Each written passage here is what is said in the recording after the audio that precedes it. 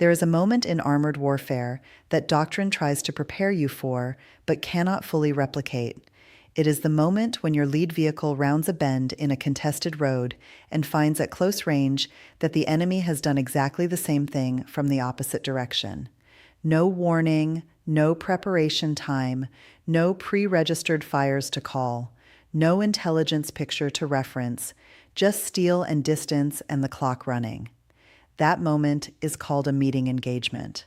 And in the gray zone of eastern Ukraine, on a mid-April morning, when the ground was still soft from spring rains and the mist sat low between the tree lines, two armored columns found each other at 300 mem. What happened in the next 9 minutes is not just a tactical account. It is a precise illustration of what 3 years of high-intensity warfare does to the combat effectiveness of an armored force, and what it costs when that effectiveness is absent. By the time this engagement was over, one column had continued its mission, the other had ceased to exist. Stay with me, because the details of how this unfolded reveal something far more significant than a single firefight. The gray zone is not a line on a map. It is a condition on the eastern front of Ukraine. It describes the contested ground between established Ukrainian and Russian defensive positions, farmland, elevated rural roads, drainage embankments, abandoned structures, and tree lines that provide partial concealment but rarely genuine cover. Neither side holds it permanently. Both sides move through it continuously. Patrols, reconnaissance elements, supply runs to forward positions, probing actions designed to test the other side's response time and identify gaps in their observation. The gray zone is where the front is shaped before the front moves. It is inherently dangerous, and both sides accept that danger because the intelligence and positional value of gray zone operations outweighs the risk provided. Your crews are trained to manage what they cannot predict. Mid-April in eastern Ukraine means specific tactical conditions that every experienced commander in that theater understands. Soft ground from the spring thaw. Morning mist that reduces visibility in low terrain, particularly in the depressions between elevated road sections and field edges. These conditions affect vehicle maneuverability, crew observation, and the margins available to a commander making decisions under pressure. They are not incidental details. They shape the choices available to every crew in both columns when the contact happened. A field that might support armored vehicle movement in July becomes a mobility trap in April. Commanders who understand their terrain make better decisions. Commanders who do not pay for that ignorance in the worst possible currency. The Ukrainian column moving through the gray zone that morning consisted of 3 vehicles: a T-64B main battle tank at the point, followed by 2 BMP-2 infantry fighting vehicles, each carrying a mechanized infantry squad. This is a standard gray zone patrol configuration for Ukrainian armored elements. Enough firepower to handle a significant contact, enough infantry to provide dismounted security and flanking capability. Compact, enough to move quickly and avoid presenting a large target signature to aerial or ground observation. The column was moving at close intervals. Crews were at high readiness. Commanders were up in their hatches observing. The T-64BV commander had his eyes forward, reading the ground ahead. This detail matters. It matters enormously. A commander in the hatch actively observing reduces the time from visual contact to fire command by several critical seconds compared to a commander buttoned up inside the vehicle, relying on optics alone. The Russian column moving through the same gray zone on a converging route was larger. 5 vehicles. 2 T-72B3 main battle tanks at the point, followed by 3 BMP-3 infantry fighting vehicles. Approximately 65 personnel total across the 5 vehicles. The column's composition: 2 tanks, 3 modern infantry fighting vehicles, a full mechanized element, is consistent with either a significant reconnaissance in force or a supply run to a forward position of meaningful tactical importance. This was not a light patrol. This was a committed movement with an operational objective. The Russian column was also moving with vehicle commanders in their hatches. Both columns, by the standards of gray zone operations, were doing what train crews are supposed to do. Neither had forward reconnaissance elements screening ahead of the lead vehicles. In the gray zone, that is a calculated risk both sides routinely accept. On this morning, for one column, it became the condition that made survival impossible. The road they were both traveling was elevated above the surrounding fields, a rural route running through agricultural land, the kind of road that appears on military maps as a potential avenue of approach, precisely because it offers slightly better ground conditions than the surrounding terrain in wet season. The bend where the two columns converged was approximately 90 degrees, tight enough with a hedgerow on the inner edge and a drainage embankment on the outer that neither lead vehicle could observe what was on the other side until they were within 300 meters of each other. 300 meter. At that range, a tank round travels to its target in approximately 1 second. A BMP autocannon burst covers the distance in under 2. The engagement distance eliminated every advantage that preparation, superior numbers, or tactical positioning might otherwise provide. At $300 M in a meeting engagement, the only thing that matters is who fires first and whether that first round hits. At 0823 local time, both lead vehicles rounded opposite ends of the bend simultaneously. What happened in the next 8 seconds determined the outcome of a 9-minute engagement that destroyed an entire Russian armored column 300 members. Both column commanders in their hatches. Visual contact achieved simultaneously. In the language of armored warfare, this is called a simultaneous acquisition. Both sides see each other at the same moment.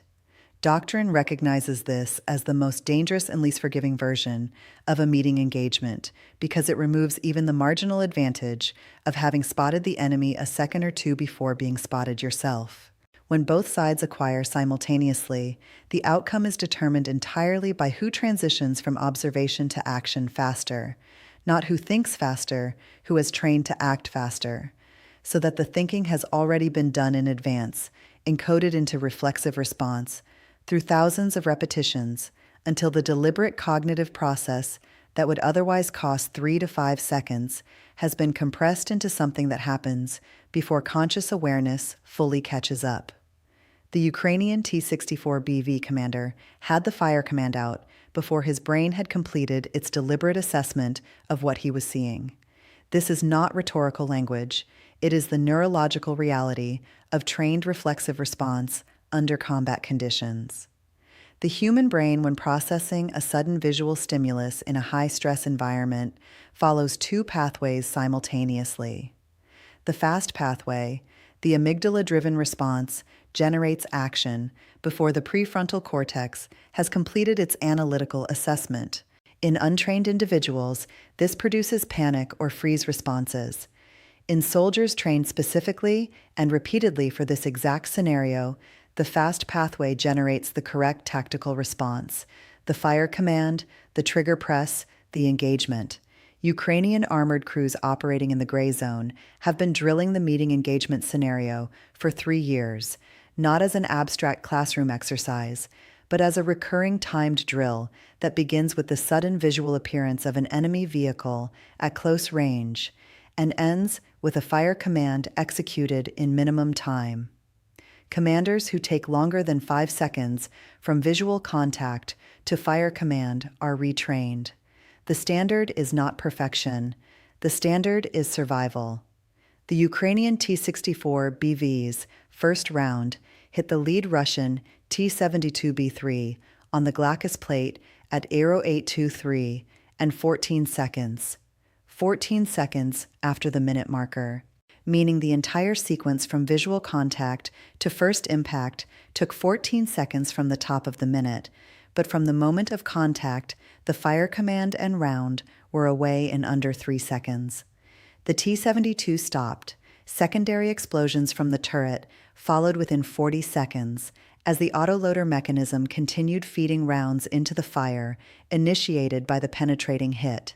The lead Russian T-72B3 commander had achieved visual contact at the same moment as his Ukrainian counterpart. He had been in the process of transmitting a contact report when the Ukrainian round hit his vehicle. He was following the doctrine he had been trained to execute. report contact, then engage in a meeting engagement at 300 meters. That sequence cost you the engagement. His transmission was never completed. The second Russian tank, immediately behind the first, received no contact report. Its commander heard the explosion, saw the lead tank stop and begin to burn, and was still in the process of assessing the situation when the Ukrainian T-64BV's second round hit his vehicle's left track at 0823 and 22 seconds. 8 seconds from first visual contact to 2 Russian tanks stopped. The engagement in every meaningful sense was already decided, but this is only the beginning.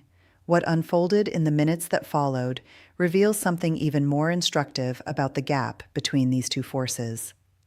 The Ukrainian column's response in the first 30 seconds after initial contact was not improvised. It was the execution of a specific tactical protocol for meeting engagements that Ukrainian armored commanders have developed, refined, and disseminated across gray zone units through 3 years of exactly this kind of encounter. The protocol is built on a simple principle. The lead vehicle's job in a meeting engagement is to fire immediately and continuously, fixing the enemy's attention and suppressing their ability to respond effectively. The trailing vehicle's job is to immediately disperse off the road into the best available cover and begin engaging from flanking positions, creating a multi-directional problem that no column formation can effectively respond to, while simultaneously dealing with a direct frontal threat. Ukrainian infantry dismounts immediately upon the first shot, moving to positions that cover the vehicle engagement from the flanks and prevent enemy infantry from doing the same. Ukrainian BMP-2 No. 1, the vehicle immediately behind the T-64BV, turned hard left off the road at 0823 and 17 seconds, 3 seconds after the first Ukrainian shot. 3 seconds, the vehicle drove 30 meters into the field on the left side of the road, stopped in a slight depression that provided partial hole cover, and began engaging the Russian column with its 30mm autoc cannon at 0823 and 25 seconds. Its first burst struck the third vehicle in the Russian column, the lead BMP-3 along its left side.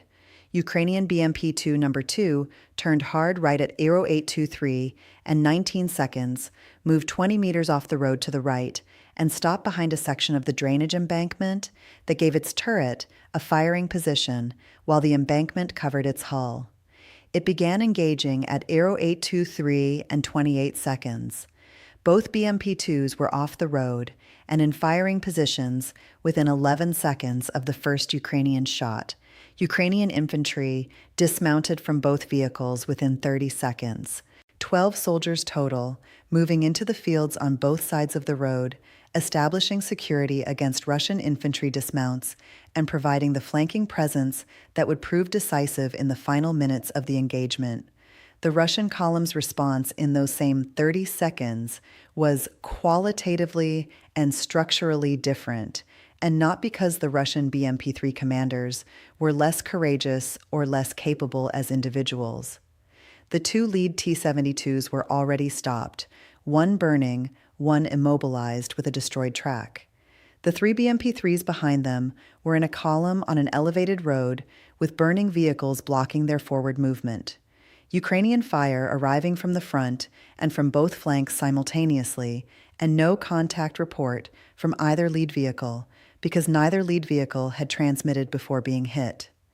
The BMP-3 crews faced 3 options: stay on the road and be engaged from multiple directions simultaneously, reverse along the road, moving away from the engagement, but presenting their rear armor to Ukrainian autoc cannon fire during the movement, or attempt to leave the road into the fields that in mid-April after the spring rains represented a significant mobility risk for tracked vehicles. One commander chose to reverse, one chose to go left into the field, one stayed on the road and returned fire. All 3 choices failed, not because they were individually irrational decisions. Each was a reasonable response to an impossible tactical situation. They failed because they were made independently without coordination, producing 3 different responses that could not mutually support each other. A force that responds to contact with three separate, uncoordinated actions has effectively divided itself into three smaller forces, each of which can be defeated individually. That is precisely what happened over the next 9 minutes. What comes next? The systematic destruction of each Russian vehicle is where the full cost of those first 8 seconds becomes visible, and it gets significantly more serious from here. The second Russian T-72B3, its left track destroyed by the Ukrainian tank's second round, was immobilized, but retained a functional turret. The Russian tank commander, recovering from the shock of the initial contact, traversed his turret toward the Ukrainian T-64BV and attempted to return fire. The range was now approximately 250 meters. The Ukrainian tank had advanced slightly during the initial exchange, a movement that simultaneously reduced the range and complicated the Russian gunner's targeting solution. At 250 meters, a direct tank-on-tank exchange is decided by two factors: cruise speed and armor differential. At the point of impact, the Russian T-72B3 fired at 0824 and 30 seconds. 22 seconds after the first Ukrainian round, the round hit the Ukrainian T-64BV's front slope and was defeated by the tank's explosive reactive armor package. The Ukrainian tank returned fire immediately. The second Ukrainian round hit the Russian turret's right side. The turret jammed, fixing the gun approximately 30 degrees off the Ukrainian tank's position. The Russian crew bailed.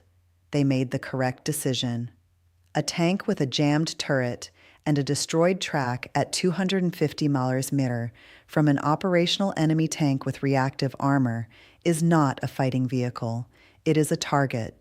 The crew's survival was the only achievable outcome at that point, and they achieved it by abandoning the vehicle before the Ukrainian crew could complete the kill.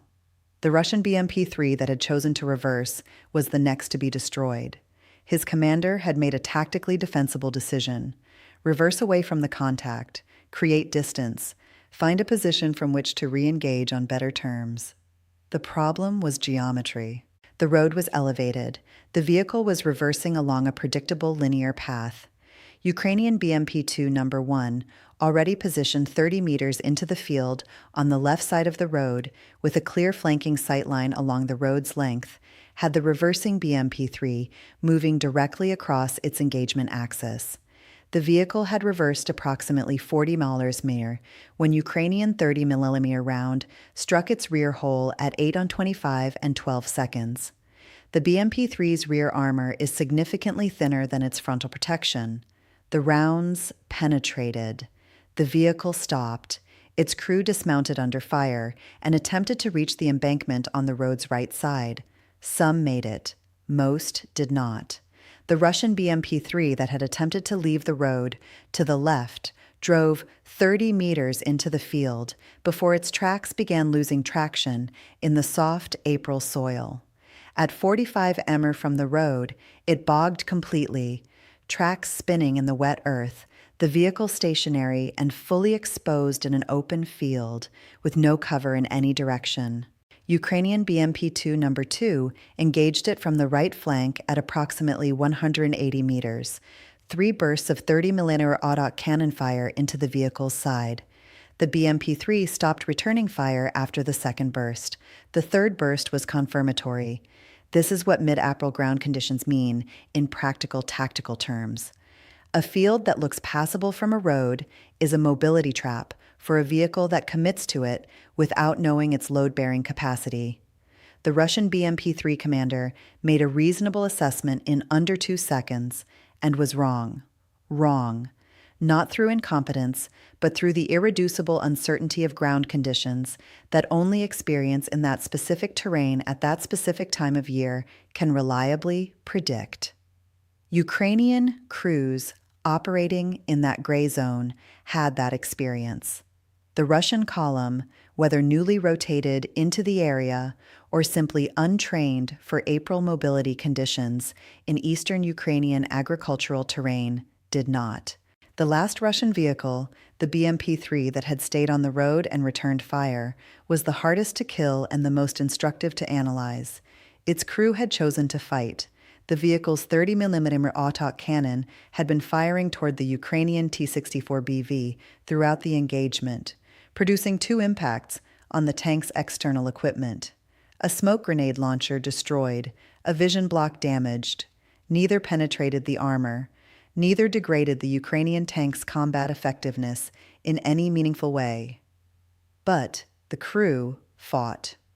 They continued engaging under fire from multiple directions, from a stationary position on an exposed road against an enemy that had already destroyed every other vehicle in their column. That level of combat tenacity deserves recognition regardless of which flag a soldier serves under. It does not change the outcome.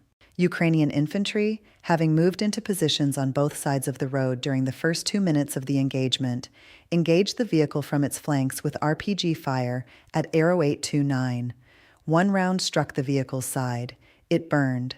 At Arrow 832, 9 minutes and 9 seconds after first visual contact, the last Russian vehicle was burning and the engagement was over. The after-action numbers are stark in their precision. The Ukrainian T-64BV sustained external equipment damage, a destroyed smoke grenade launcher, and a damaged vision block, and was fully operational within hours. Repair time estimated at 4 to 6 hours. One Ukrainian infantry soldier was wounded by fragmentation during the RPG engagement that killed the last BMP-3. He had moved too aggressively toward the vehicle's position. He was treated by the vehicle medic and evacuated. He returned to duty within 48 hours. 0 Ukrainian vehicles destroyed, 0 Ukrainian personnel killed. Against that, 2 T-72B3 main battle tanks destroyed. 3 BMP-3 infantry fighting vehicles destroyed, an estimated 27 to 33 Russian personnel killed in action. 14 additional survivors observed moving toward Russian lines during and after the engagement, the majority assessed as wounded or in shock. The Russian column had carried approximately 65 personnel across 5 vehicles. The cost-exchange ratio requires no elaboration. Russia lost an estimated $10 to $13 million in equipment and personnel. Ukraine sustained roughly $20,000 in external damage and 1 wounded soldier who walked back to duty 2 days later. These numbers matter beyond their immediate tactical significance. They represent a pattern that has repeated itself consistently across 3 years of this war. And that pattern carries strategic implications that extend far beyond any single engagement in the gray zone. Since February 2022, Ukrainian armored forces have demonstrated measurable and consistent advantages over Russian armored forces in close-range engagements, reaction time, decision speed, tactical flexibility under contact, the ability to execute coordinated multi-element responses in the first 30 seconds of an unplanned engagement. These advantages were not inherent. They were built through 3 years of combat experience that has been systematically captured, analyzed, and fed back into Ukrainian training pipelines with a speed and institutional discipline that most conventional military establishments struggled to achieve even in peacetime. Every engagement produced lessons. Every lesson was distributed. Every drill was updated to reflect the reality of what Ukrainian crews were actually encountering in the gray zone, not the theoretical scenarios of pre-war doctrine. The result is an armored force whose individual crew-level competence, particularly in the meeting engagement scenario, is among the highest of any force currently operating in conventional ground combat anywhere in the world. That is not a statement made lightly. It is a conclusion supported by 3 years of observable evidence. The Russian military's systemic failures in this engagement reflect institutional problems that equipment modernization alone cannot correct. The tendency to report before engaging, the cultural penalization of unauthorized action more severely than delayed response, the absence of a distributed, rapidly updated training pipeline that captures combat lessons and translates them into crew-level tactical reflexes.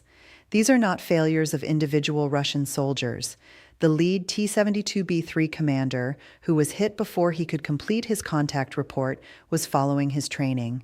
The BMP-3 commanders, who made 3 different uncoordinated decisions in an impossible situation, were doing what their training and command culture had prepared them to do. The failure was institutional. It was in the system that trained them, the culture that shaped their decision-making hierarchy, and the absence of the kind of combat lesson integration that turns experience into reflexive competence at the crew level. General Ben Hodges has stated consistently across multiple analyses of this conflict that the Russian military's fundamental problem is not equipment. Russia has equipment. Russia has numbers.